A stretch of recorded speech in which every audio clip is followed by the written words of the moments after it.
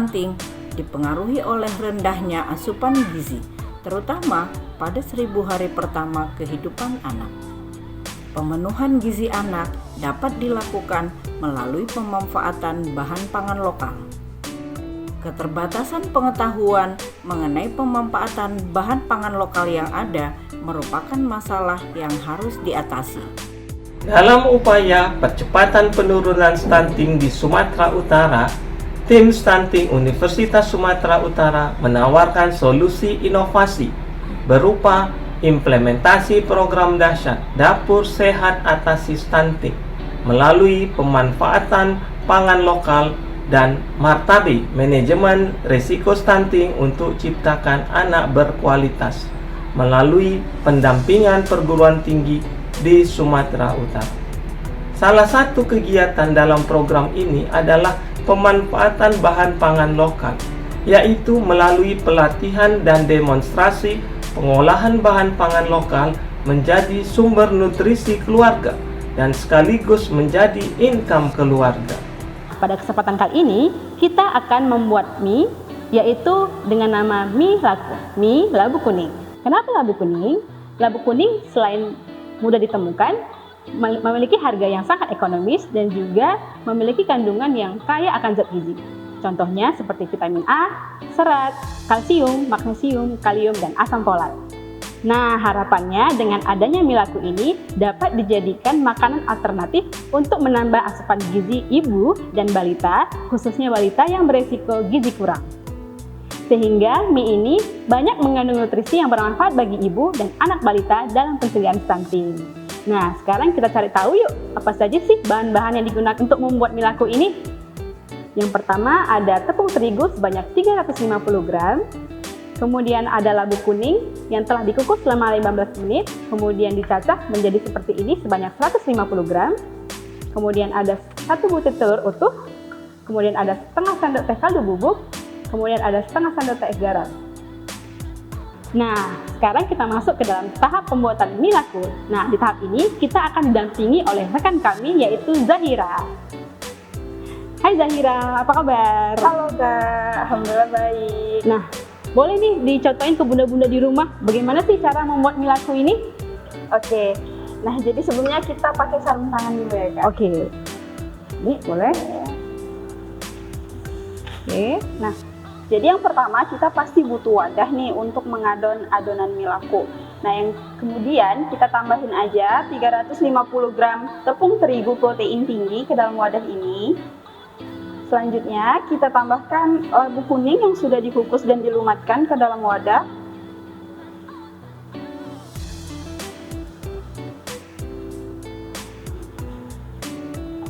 Lalu 1 butir telur,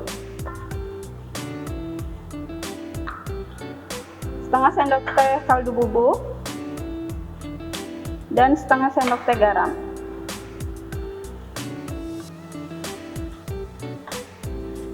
Lalu kita aduk sampai adonan menyatu secara keseluruhan. Nah kali ini kita akan mengadonnya menggunakan tangan. Jadi setelah seluruh bahan kita campur ke dalam wadah, kita akan mengadonnya menggunakan tangan sampai adonan membentuk adonan yang kalis dan merata. Wah, ternyata adonannya itu sama seperti membuat mie biasa ya, cuma bedanya ditambahin sama labu kuning yang udah dikukus selama 15 menit ya Zahira ya? Iya benar Kak. Nah jadi kita pelan-pelan aja ngadonnya sampai adonannya itu bisa kita pipihkan nanti di akhir. Terus adonin sampai adonan kalis seperti ini. Nah setelah itu kita bisa ambil sedikit adonan untuk kita pipihkan. Setelah itu kita tipiskan menggunakan mesin Ampia.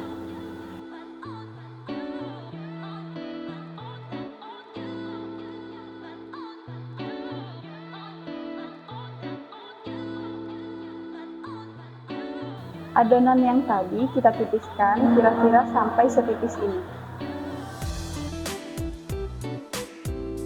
Setelah seperti ini, kita akan cetak menjadi bentuk mie dengan menggunakan mesin Ampia.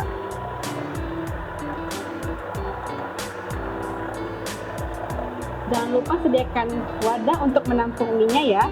Jangan lupa ditampurkan tepung supaya tidak lengket. Nah, kita akan mendapatkan hasil mie seperti ini. Setelah berbentuk mie, kita harus memberikan tepung terigu agar adonan mie tadi tidak lengket. Nah, untuk tahap selanjutnya mau diapain nih adonannya, Zahira? Nah, jadi Kak, setelah kita cetak menjadi mie, mie tersebut kita urai menggunakan tepung terigu supaya tidak lengket dan dia berpisah satu dengan yang lainnya. Oke. Nah, jadi setelah ini kita akan rebus menggunakan air yang sudah mendidih. Oke. Kita mendidih. Nah, kira-kira sampai berapa lama nih merebus minyak, Zahira? Nah, untuk merebusnya sendiri Kak, kita nggak butuh waktu yang lama, cukup 2-3 menit aja sambil kita aduk supaya mie-nya itu saling berpisah dan nggak menyatu gitu. Oke, jangan lupa saat merebusnya kita bisa tambahkan minyak goreng sebanyak 1-2 sendok teh, tujuannya agar mie tidak lengket. Selanjutnya setelah matang kita bisa tiriskan menggunakan saringan supaya air di dalam kandungan minyak ini turun. Nah, kalau sudah jadi seperti ini, mie siap diolah ke berbagai bentuk masakan. Nah, bisa dijadikan mie goreng, mie kuah, mie rebus, juga bisa dijadikan mie siram. Pokoknya apa aja deh. Nah, selain itu, mie laku dapat dijadikan sebagai alternatif makanan tambahan untuk ibu dan balita, khususnya balita yang berisiko kekurangan gizi. Nah, gampang kan buatnya? Selamat mencoba!